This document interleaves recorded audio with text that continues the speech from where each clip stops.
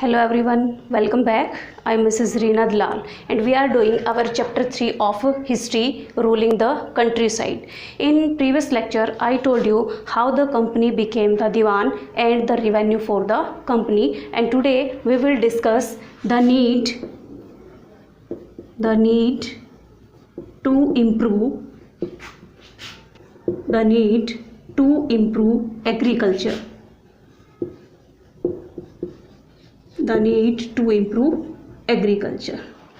मैंने आपको क्या बताया, जो कंपनी है, कौन सी company? British East India Company. ये इंडिया के अंदर दीवान कब बनी? इन 1765। इसके बाद से इन्होंने क्या किया, रेगुलर यहाँ से जो रिवेन्यू है उसको कलेक्ट करना इन्होंने शुरू कर दिया। मैंने आपको प्रीवियस लेक्चर में क्या बताया, 1770 तक जो बंगाल प्रोविंस है उसके अंदर जो सिचुएशन है वो काफ़ी ख़राब हो चुकी थी। तो अब क्या हुआ, जो ये ब्रिटिश ईस्ट इंडिया कंपनी थी, इसके जो भी कंपनी ऑफिशियल्स थे, ऑफिशियल्स मीन्स ऑफिसर्स, उन्होंने ये फील किया कि यहाँ पर कुछ चेंजेस ज़रूर होने चाहिए, क्योंकि इनको ये भी पता था, क्योंकि जो यहाँ पर इंडिया के अंदर जो पब्लिक थी, जहाँ से रेवेन्यू कलेक्ट करते थे, वो जो पब्लिक है या जो जनता है वो प्रोटेस्ट कर सकती थी। So most company officials began to feel that investment in land is required. क्या फील किया? Investment in land is required. अगर लैंड के अंदर साथ साथ इन्वेस्टमेंट नहीं की जाएगी तो इससे आउटपुट और भी ज़्यादा कम होता चला जाएगा। कम होगा मीन्स जो पीजेंट्स है या जो कल्टीवेटर्स है वो अपना रिवेन्यू पे नहीं कर पाएंगे। अगर वो रिवेन्यू पे नहीं करेंगे तो क्या होगा, कंपनी को रिवेन्यू नहीं मिलेगा और इसकी जो इनकम है वो कम हो जाएगी। So they began to feel that there is investment in land, okay, and agriculture should be improved. Agriculture should be improved. Reason क्या था? क्योंकि अगर एग्रीकल्चर इम्प्रूव होगी तो इससे क्या है, आउटपुट अच्छा मिलेगा और जो पीजेंट्स है they will be able to pay their revenue, okay. So they started a new system. Who started? British East India Company started a new system and it was called permanent settlement. It was called permanent settlement. And when this system was introduced, it was introduced in 1793, and at this time Cornwallis was the Governor General of India. Cornwallis was the Governor General of India and this system, which system? Permanent settlement, okay। एक ऐसा system था जो revenue collect करने के लिए India के अंदर British East India company के थ्रू बनाया गया था और इसका नेम क्या था? Permanent settlement, and it was introduced in 1793 and at this time Cornwallis was the governor general of India. अब ये जो परमानेंट सेटलमेंट है ये क्या था? Okay, it was an agreement. It was an agreement. Agreement किस किस के बीच में था? Agreement between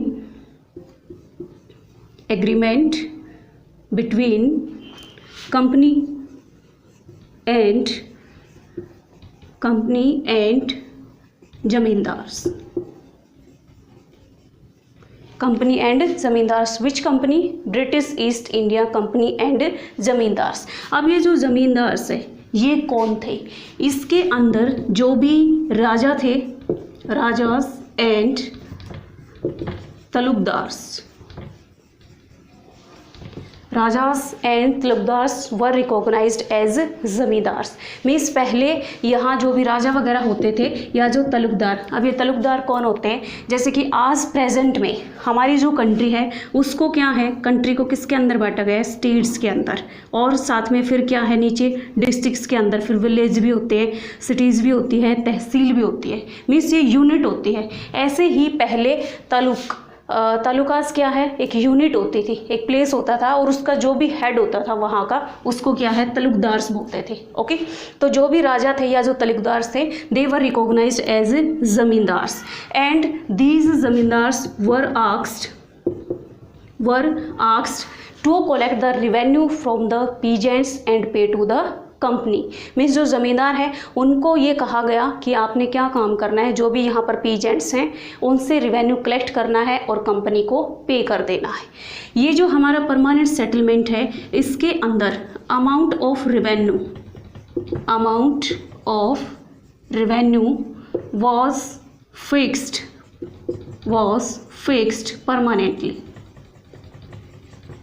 fixed permanently. ये किसकी फीचर है, जो भी ये परमानेंट सेटलमेंट किया गया इसके अंदर जो भी अमाउंट था रिवेन्यू का वो परमानेंटली फिक्स कर दिया गया। कैसे, मान लो ये एक विलेज है, ओके, और यहाँ पर जो भी ज़मींदार हैं या जो भी तल्लुकदार हैं इनसे कहा गया कि इस विलेज के अंदर से आपने जो भी पीजेंट्स हैं वहाँ से जो रेवेन्यू वो कलेक्ट करना है। फॉर एग्जांपल मान लो आपने यहाँ से जो 1 लाख रुपीज़ है वो कलेक्ट करने हैं पीजेंट से और वो क्या है कंपनी को पे कर देने हैं। तो जो भी ये ज़मींदार थे इन्होंने क्या सोचा कि हम जैसे कि इस विलेज के अंदर जो भी यहाँ से रेवेन्यू कलेक्ट करेंगे उसमें से सिर्फ और सिर्फ एक जो फिक्स अमाउंट है हमें वही कंपनी को पे करना है। इसके अलावा जो भी हमारे पास पैसा बचेगा वो सभी क्या है, वो हमारा हो जाएगा, वो हमारा बेनिफिट होगा। ओके, ये सोचा ज़मींदार्स ने और जो अमाउंट ऑफ रेवेन्यू था it was fixed permanently. Okay, after this अब ऐसा क्यों किया गया, regular flow of income in companies coffer क्या होता है, ट्रेजर, खजाना। ये इसलिए किया गया ताकि जो ब्रिटिश ईस्ट इंडिया कंपनी उसका जो कॉफर है, उसका जो खजाना है, जो ट्रेजर है, उसके अंदर रेगुलर इनकम का फ्लो बना रहे, रेगुलर जो है इनकम इसके अंदर आती रहे। और साथ में जो भी ज़मींदार थे उनको क्या कहा गया कि आपने जो भी लैंड है उसके अंदर साथ साथ इम्प्रूवमेंट भी करनी है। ज़मींदार्स को 2 बातें कही गई कि आपने पीजेंट से क्या है रेवेन्यू कलेक्ट करना है और वो कंपनी को पे करना है। सेकंड थिंग, लैंड के अंदर आपने इम्प्रूवमेंट करनी है। Okay, it was a permanent settlement. ये एक ऐसा सिस्टम था जो इंडिया के अंदर क्या है रेवेन्यू कलेक्ट करने के लिए जो ब्रिटिश ईस्ट इंडिया कंपनी है उसके थ्रू चलाया गया था। लेकिन जो ये परमानेंट सेटलमेंट है इसमें बहुत सारी जो प्रॉब्लम्स हैं वो भी देखने को मिलती हैं और वो कौन कौन से हैं वो अभी हम डिस्कस करेंगे। Problems in permanent settlement.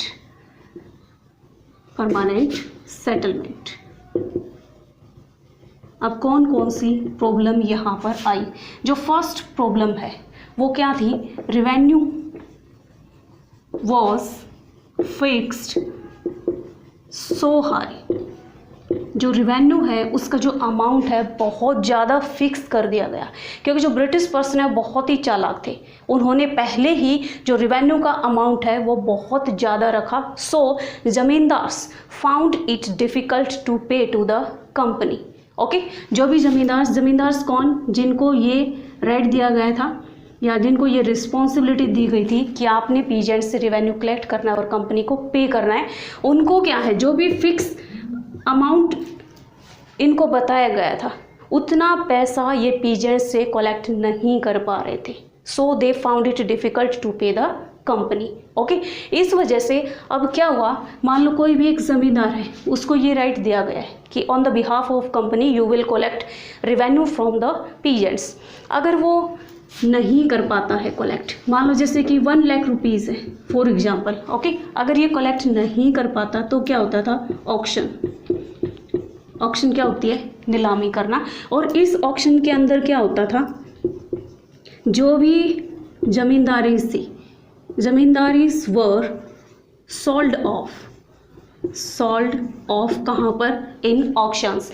ये जो ऑक्शंस जो नीलामी होती थी इसके अंदर जो ज़मींदारी थी उसको बेचा जाता था। कैसे, मान लो ब्रिटिश ईस्ट इंडिया कंपनी है, यहाँ पर ऑक्शन हो रही है, यहाँ पर कई जो पर्सन्स हैं ज़मींदार हैं वो यहाँ आ जाते हैं। ओके, ये अपना फिक्स जो है यहाँ पर अपना अमाउंट बताते हैं कि आपने इतना कलेक्ट करना है या कहीं से भी मिनिमम से क्या है ये शुरुआत करते हैं।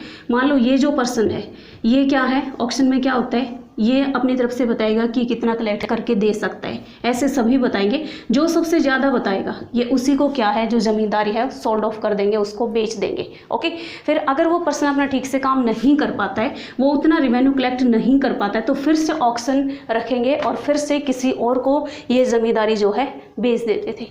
जो ब्रिटिश ईस्ट इंडिया कंपनी थी, उन्होंने ऐसे ऑक्शन के थ्रू जो ज़मींदारी राइट थे वो ऐसे सोल्ड ऑफ किए, ऐसे बेच दिए थे। Okay, next, expansion in agriculture. Expansion in agriculture,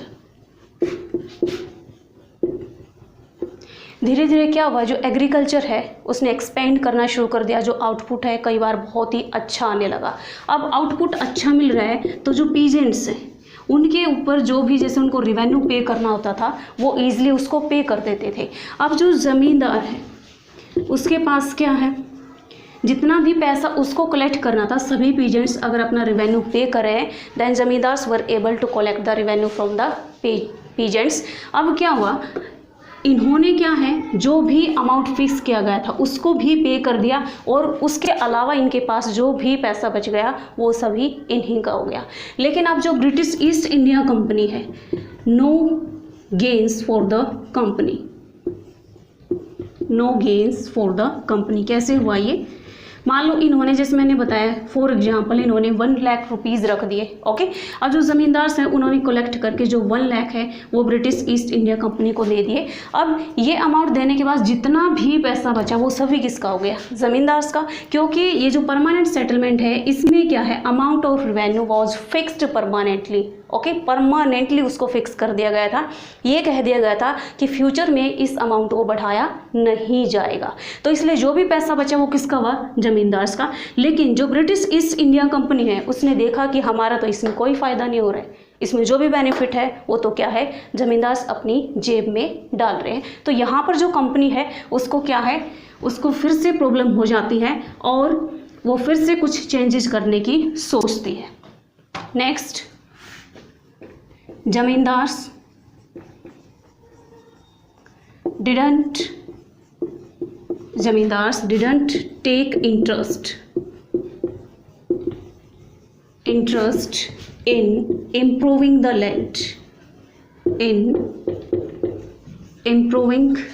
land। एक और प्रॉब्लम आई इस सिस्टम के अंदर। मैंने आपको स्टार्टिंग में क्या बताया, जो ज़मींदार थे इनको क्या कहा गया कि आपने पीजेंट्स से रिवेन्यू कलेक्ट करना है प्लस आपने लैंड इम्प्रूवमेंट करना है।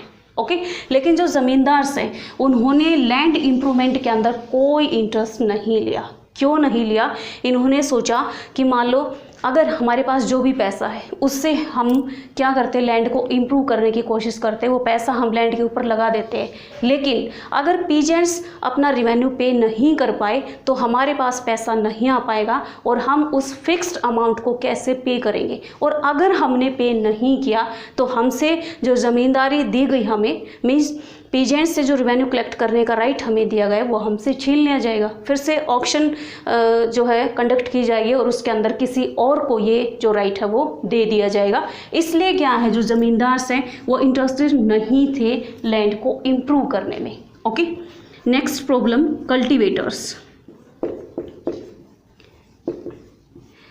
कल्टीवेटर्स मीन्स पीजेंट्स जो क्रॉप्स वगैरह ग्रो करते थे, उन्होंने फील किया कि जो परमानेंट सेटलमेंट है, ये वाला जो सिस्टम है, इट वाज एक्सट्रीमली ऑप्रेसिव। बहुत ज़्यादा जो परेशानी है वो कल्टीवेटर्स को फेस करनी पड़ रही थी। किस वजह से, कौन कौन से रीजन से। जो फर्स्ट रीजन है, फर्स्ट क्या था, हाई रेंट।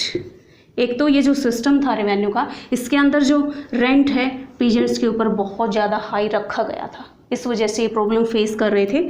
जो सेकंड है, प्रॉब्लम्स ड्यू टू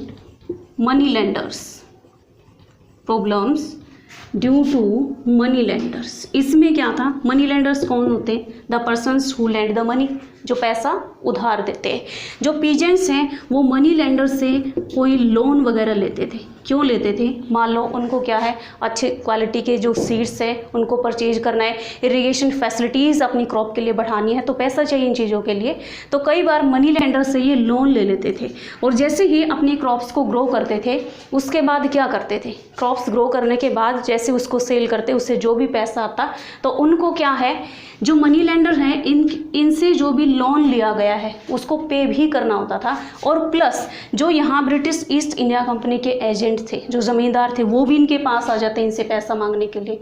इस वजह से जो ये कल्टिवेटर्स थे या जो पीजेंट्स थे इनको बहुत ज़्यादा प्रॉब्लम जो है फेस करनी पड़ रही थी। इसके अंदर जो नेक्स्ट प्रॉब्लम है वो कौन सी थी? फर्स्ट क्या बताया? High rent, second problem due to money lenders, and the third right on land was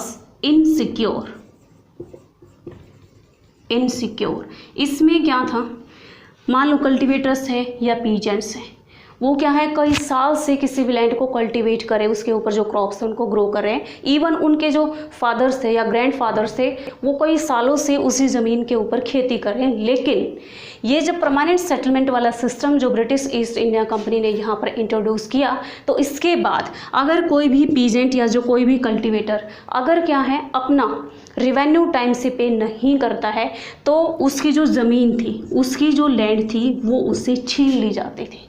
means right on land was insecure. अब इनका जो राइट था लैंड के ऊपर, जो इनकी पहले की पैतृक ज़मीन थी, वो रिवेन्यू न देने की वजह से भी इनसे छीन ली जाती थी। So these were the problems in the permanent settlement. Okay, I think this is clear to you. Rest of the topic we will continue in next lecture. Thank you.